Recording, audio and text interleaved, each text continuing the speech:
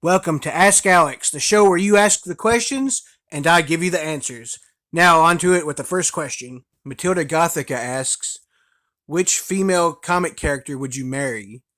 So, I thought about this for a little bit, but I pretty quickly come up with my answer because it's one of the ones that I've always liked in general as a character a lot, anyways, and agree with. Like their personality and all that stuff for the most part. That would be Sue Storm, the Invisible Woman from the Fantastic Four. By the way, this would be before before she would be married to Reed, or in this continuity she wouldn't be, so it wouldn't be a homewrecker. But yeah, anyway, so the reasons for it being Invisible Woman would be, first off, I pretty much generally always agree with most of the big takes that she has in the comics that I've seen, and she usually, if it's like a war or something like that, she sides on the one that I would go with typically. And for the most part, her morals and things she says and stuff, I mostly align with. So all of that is really the main reason. And also, besides the fact, obviously, she's a good looking character, like most are in comics. Unlike a lot of the other ones that I thought of that would be contenders, she doesn't really have any big negative drawbacks that I can think of power wise or personality wise that I would think that might would make it not be a good relationship in this scenario. Zach's Collections asked, what is a superpower that a superhero or villain should have that hasn't happened yet, at least as far as I know of? What would be a cool power basically for one of them to have that they hadn't really? So for me, I thought about this. It's one that I already liked the idea of for me having myself if I get to pick one as a power. So I'm going to use that same thing here. If there is a character that does it, I don't remember it anyways, but that would be the ability to to touch and bring any inanimate object back to brand new or to heal it essentially. So it goes right back to being in perfect shape, or at least the best shape it ever was to start with, just from touching it and wishing it basically. So I think that would be a super awesome power. I don't know if anybody has it, like I said.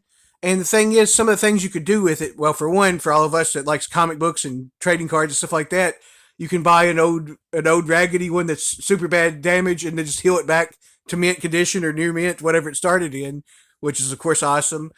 And also, besides that, you could literally, like, your car could get in a wreck, and then assuming you're not dead at least, if you was one in it, then you could literally just touch it and bring it back to completely being normal again within like seconds, or however long it would take to fold back out and stuff. And also, yeah, I don't know, just like you could repair your house if it's damaged or anything. Just I really love that you could literally never have to buy clothes again as long as you had enough to keep healing in each type. So yeah, I just think it's a great power that definitely would be an interesting one for somebody to have. Super S 9000 asks, what were your five favorite video games growing up when you were a kid? So for me, I'm gonna set me as being a kid, so it's a little easier. I'm gonna say from 14 down, so like anything under that. So from, I don't know, 2 or 3, whenever you can start playing video games, all the way up to 14. I feel like that's kind of what I really feel like was me as a kid, or more of my childhood, especially. Of course, you still kind of are when you get older, but as a kid, that's kind of what I'm thinking of, that kind of range. So that's what I'm going to be using here. So, with that being said, the first of the five games that I thought of, and definitely it is one of them, has to be on here, is Super Mario Kart, the original one on Nintendo, or on Super Nintendo, which that game is still, by the way, my favorite Mario Kart of all of them. I like all the other ones too, including the new one, Mario Kart 8 or Super Mario Kart 8. I like that one a lot. I have it as well. And I also like even though I didn't play it as much as those two, because I don't think I ever owned it or anything, I also like the Nintendo 64 one. I know a lot of people love that one as well. It's pretty good too, from what I played. But my favorite one still is the Super Mario Kart on the Super Nintendo, because it just feels like it's the perfect racing to me and kind of balance. I feel like, in my opinion, just the way it works against the AI or against your friends. It has a really good start to the franchise. Also, I think the sort of bare bonesness of it makes it better in a way. And the next game that was one of my five favorites as a kid is Road Trip Adventure. It was for PlayStation 2. It is a game I played a ton and absolutely loved it. So basically, you're a sentient car in a world of other sentient cars as well. By the way, you don't have faces like on the movie cars, so it's not quite as creepy, if in a way, I guess. But yeah. Anyways, you're all still sentient cars that has dialogue and talks to each other when you go up to each other, stuff like that. But it's an open world adventure game in which you have a bunch of series of like races that you need to win to try to win the Grand Prix at the end of it. And like, there's tons of different sets of races you need to win and tracks in different cities. And you have to go and find those other cities and other to get to those races and do missions. There's like tons of different open world missions you can do, which has like this stamp book. And it tells what all the missions are. And after you figure out what they are and eventually can do one, it will stamp in the book that you did it, and it has a different, like, you collect the little stamp things every time you win one. So I was kind of really trying to get all of those done. I don't know if I ever technically finished it or not, as far as like all of the stamps, but I certainly got a lot of them done. Some of them took forever and was super hard to, which because you have to figure out how to do them. But yeah, that game to me it also had a really fun soundtrack, by the way. I didn't mention that yet. But yeah, that game was just really awesome. It also had like just normal racing modes and stuff you could do with your friends. But yeah, that was one of my favorite racing games ever, and it's a great adventure game also. And another one of them is Yu-Gi-Oh! Duelist of the Roses. It was on PlayStation 2. At least that's what I had it on. I don't know if there's anything else too. But it was a really awesome game because I'm a huge Yu-Gi-Oh! Fan. I love playing Yu-Gi-Oh! Cards especially. And I played it a ton with my brother and also even my sister kind of in recent years, as well as a bunch of other friends like my cousins. And yeah, I've always loved the game a lot in general, but I also love board games, tons and tons of different board games. So it combines two of my favorite types of things: a TCG trading card game with a board game, is what Yu-Gi-Oh! The Duelist of the Roses is. So basically, you play the Yu-Gi-Oh! Style game, which changed up quite a bit though, where it's like on a board, like a board game with the monsters in the game, and you move them across the board strategically. Different characters on there has different fields, and they have their own different cards and stuff like that. And one of the really fun, addicting things of it as well was if you can destroy certain monsters they have, like all the monsters you destroy of your opponents, and if you win at the end, it'll have like a slot machine, and you'll get to push the button 3 times, and whatever monsters it lands on, you get copies of for your own deck that you can add in.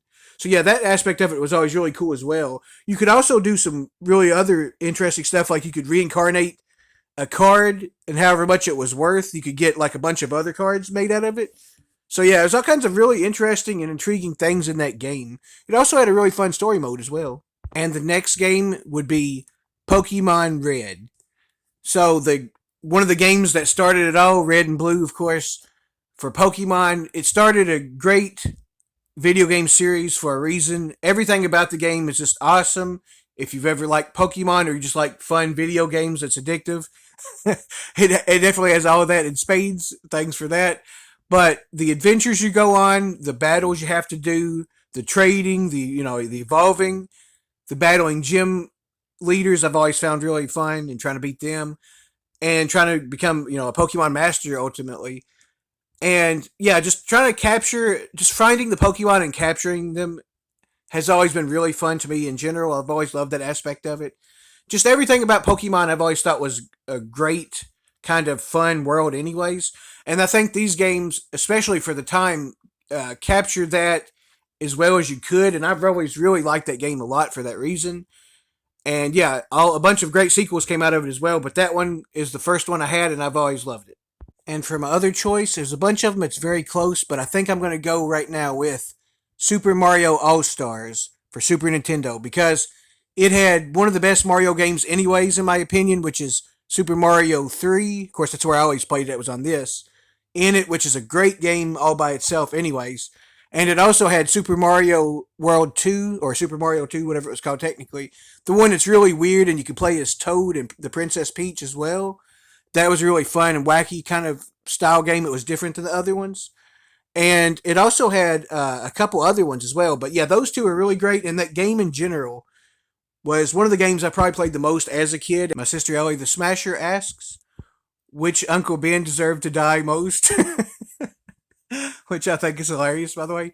But So I actually thought about this, and my answer I'm going to go with is the Uncle Ben from The Amazing Spider-Man 2, because he didn't even say the famous "with great power comes there must also come great responsibility" line. I don't believe. So that's kind of a kind of a letdown for Uncle Ben. And also besides that, he just left like I said, the least of a mark on me positively of all the Uncle Bens that I can remember. So I'm gonna have to go. So no, no offense to him, but he's gotta get shot, I guess. Just Your Average Geeks asks, "What did you think about the 1989 original Batman movie?" So my thoughts on that, basically, to start with, is I thought it was pretty good. It was fine. I liked it all right. Granted, I will say this: I watched the second one, which was Batman Returns, I believe. That's what it's called. I watched that one a bunch of times, like I don't know how many times, a ton of times before I ever saw the original one. So I will say I actually like the second one a lot better and a lot more. I also just think the cast of characters on that one are acted extremely well, especially with the Penguin and all that, and Catwoman. There's just great additions into that. But that being said, though, the original Batman movie, I still like. I still like it's. I think it's pretty good in both of them. I don't necessarily love the portrayal of Batman though, because he because we'll randomly just kill somebody that he doesn't like, or else it's giving him trouble occasionally. And if you haven't saw those in a while, you might forget about that. But yeah, I don't know. It's a different take on Batman, definitely. But that being said, in that universe, if you accept all of that, they're both pretty decent movies. I like the second one, like I said, a lot more. But the first one I still like. I think Jack Nicholson's Joker is okay. I like the character in the context of the movie. I don't necessarily think Jack Nicholson seems that much like the Joker compared to some of the later ones, but I did still like his portrayal of it for what it was. Although it does sort of just seem like Jack Nicholson all the time to me personally a little bit, but I still kind of like his antics and some of the funny stuff he does in it, like where he's spray painting over the paintings and all that kind of stuff. But yeah, I still like the movie for what it is. Just Your Average Geeks also asks, what superheroes inspired you in what way, assuming any did? Well, first of all, some of them absolutely did in a lot of ways. And I'll tell you, to start off with, Spider Man is one of them. And the reason, well, a couple reasons. First off, a lot of times him and also Captain America especially stand out in my mind as characters that always get really injured or get really beaten up and something happens during the actual issues during huge fights against powerful villains that are already like seems like they should favor them anyways. They'll find ways to continue fighting even despite all their damage and keep getting back up. And I've always really liked that quality in any superheroes. That really has always drawn me to characters like that, especially because of that. Their will to win and do what's right and not give up has always been very inspiring. And that was all great questions. Thank you guys so much for asking all of them.